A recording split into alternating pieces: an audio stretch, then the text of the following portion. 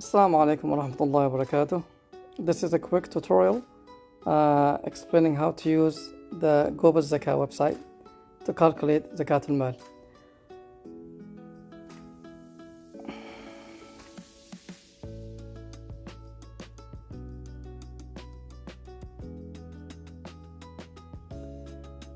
So when you get to the website, at the beginning you'll see the value of gold and silver, the price of gold and silver per gram. You can click refresh to get the latest price, but this website is not the gold and silver site, so it doesn't fetch for any changes within like few seconds. It just goes once or twice a day and then it locks the price. If you want to put the price manually because you know there's a significant change, for example, you can click enter price manually and then you can change the values. Okay, but in any case, this one just goes once or twice a day and gets the price and then locks it here. Now Zakah is paid after a year. So after a year of owning the zakatable amount of money, be it gold or silver, you pay the zakah on it. And the year's calculation is based on the Hijri calendar, and the Hijri calendar goes 10 or 11 days faster than the Georgian calendar. So that's why I added this part to calculate, to convert from Georgian to Hijri. So for example, you click, let's say you wanted to go to the year before, click up on top. Okay, let's say you want to go to 2025. That's when you had the money. And let's say your nisab, your money reached the nisab, which we'll talk about very soon. Let's say in the month of September.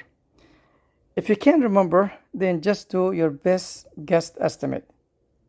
And if you don't even have any kind of guess estimate at all, and this is a frequent question people ask, then choose a month and then stick to it. So many people like to pay zakah in Ramadan because obviously it's easy to remember. Some people that like to pay in Muharram, so you choose a date. But initially, you need to know when that the nisab, the 2.8 ounce of gold, an equivalent money to buy 2.8 ounce of gold, which in today's market is like 11,590, something like that.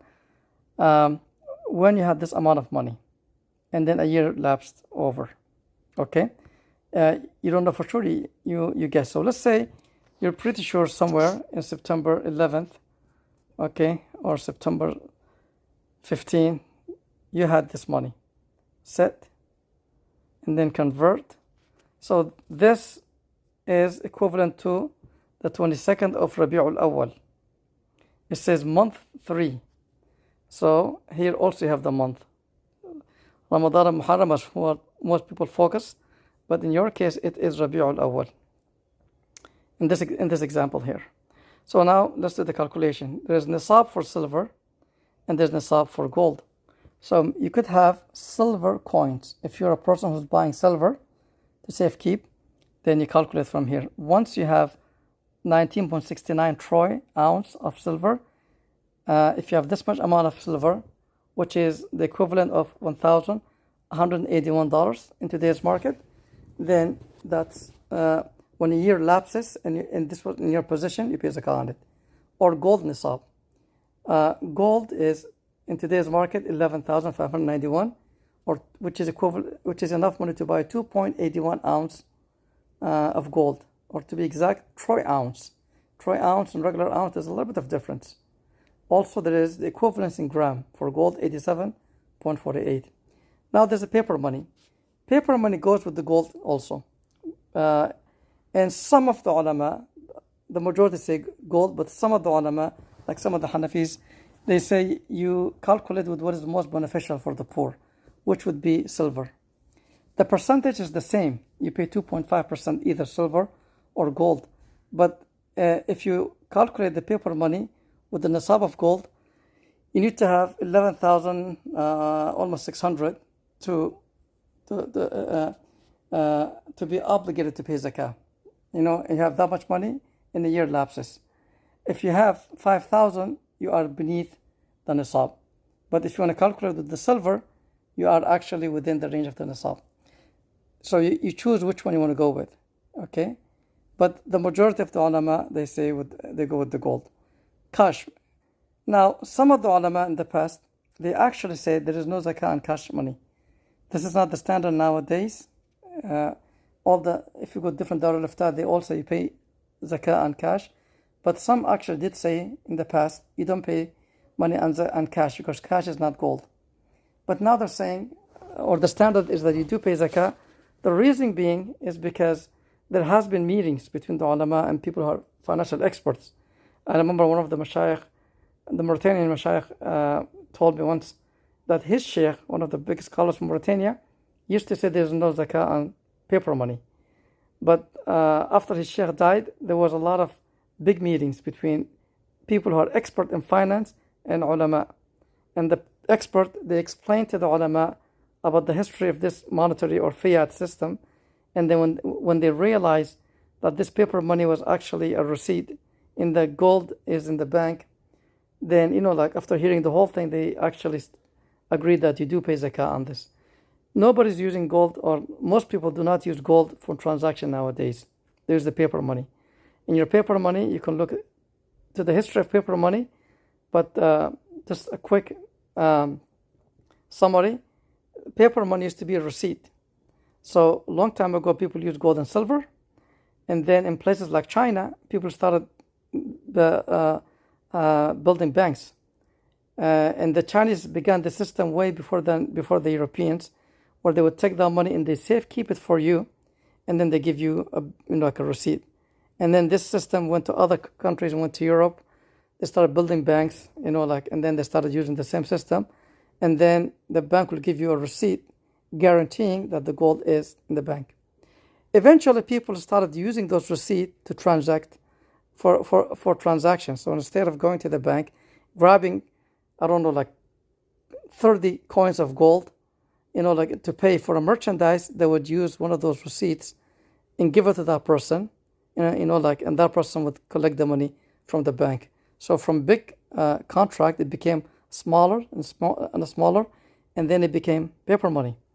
And then back during World War I or II, I can't remember now, I'm a bit confused, but definitely the American paper money, the $20 bill for the US, used to have a promissory that says you can go to the bank and collect your gold coin. So literally, you can take the $20 US, and $20 had more worth back then than today.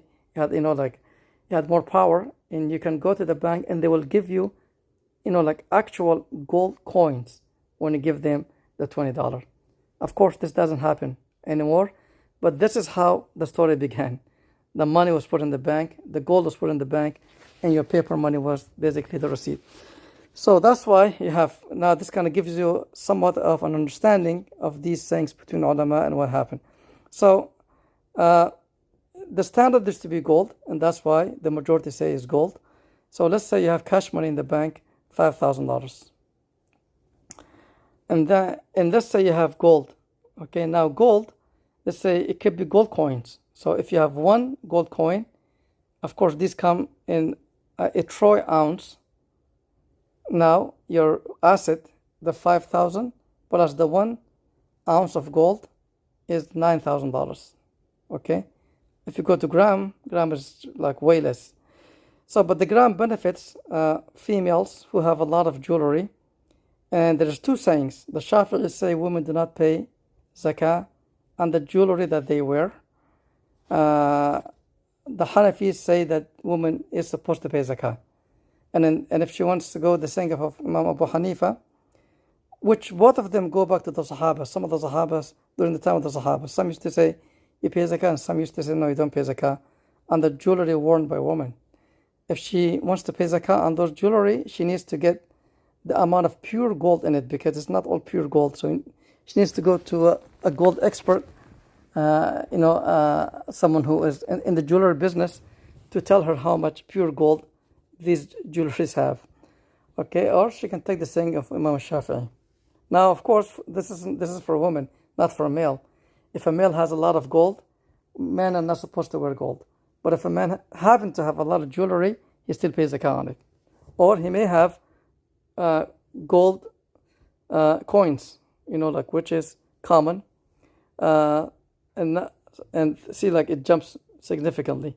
So let's erase this for now. Let's say there's no gold coins and there's no silver coins or silver jewelry. Business inventory. So if you have a business, you're selling and buying, then you can add the total inventory in this section here. Money owed to you. Someone owes you money and you are certain that person is going to pay you back, let's say $3,000. Okay.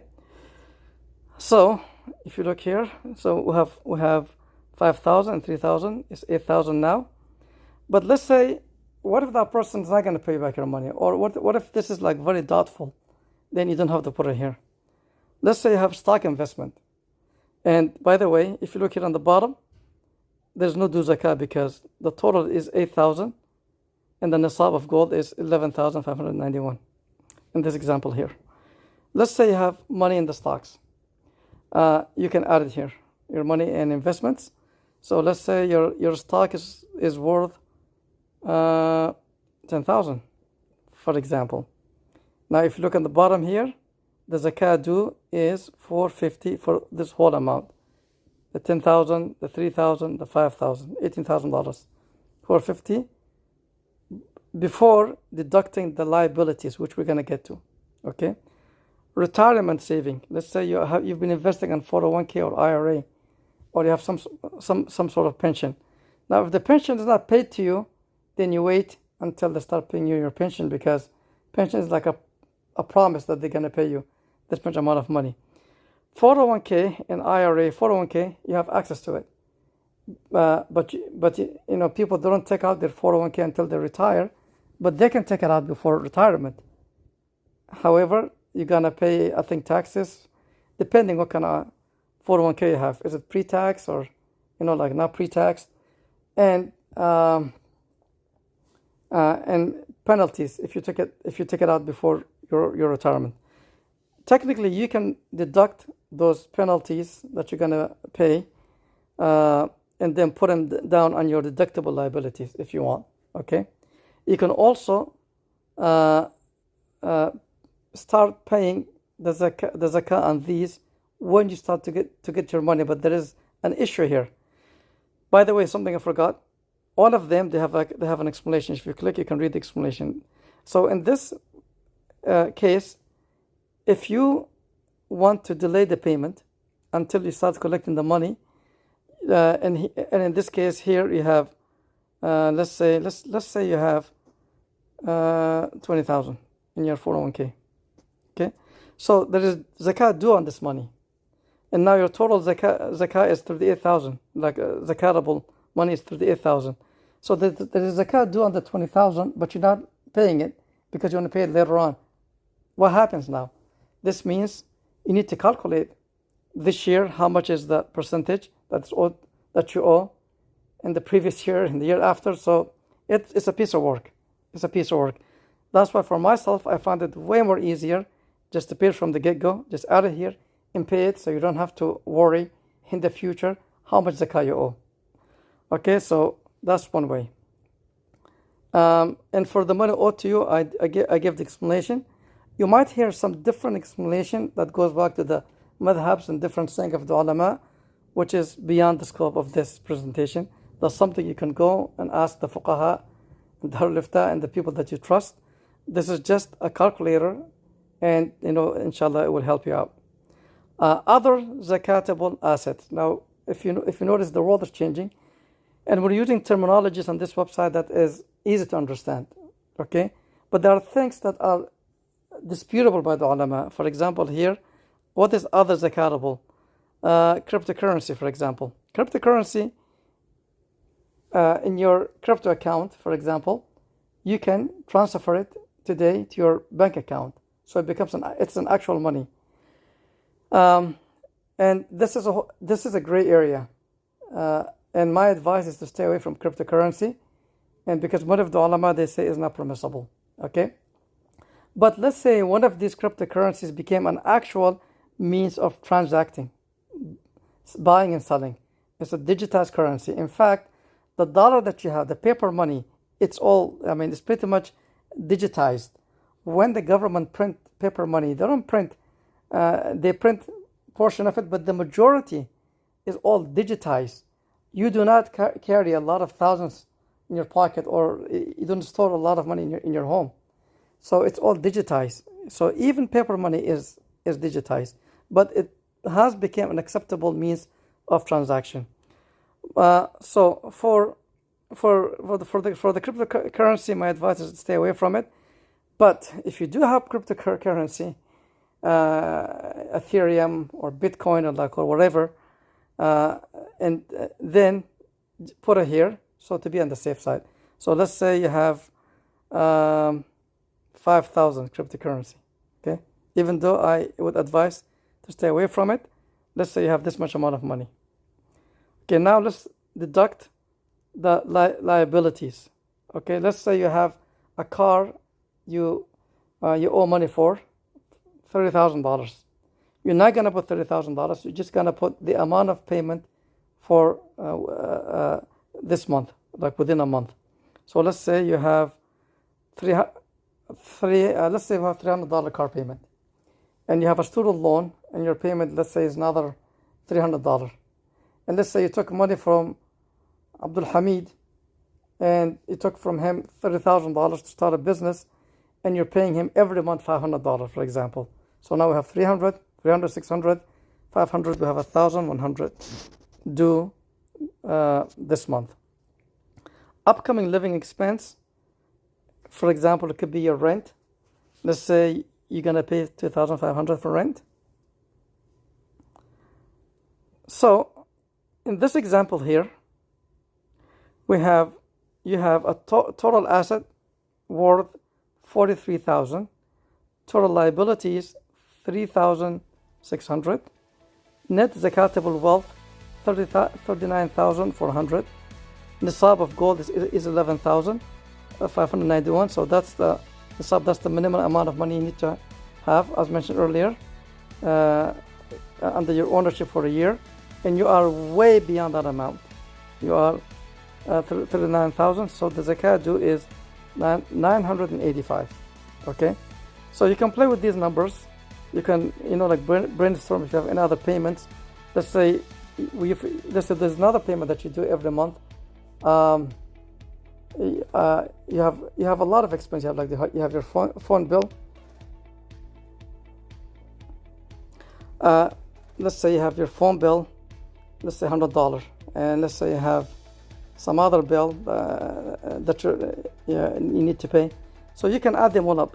Let's say your bill for the month, your gas bill, your electrical bill, and everything else became $2,000, and then another $2,500 for your rent.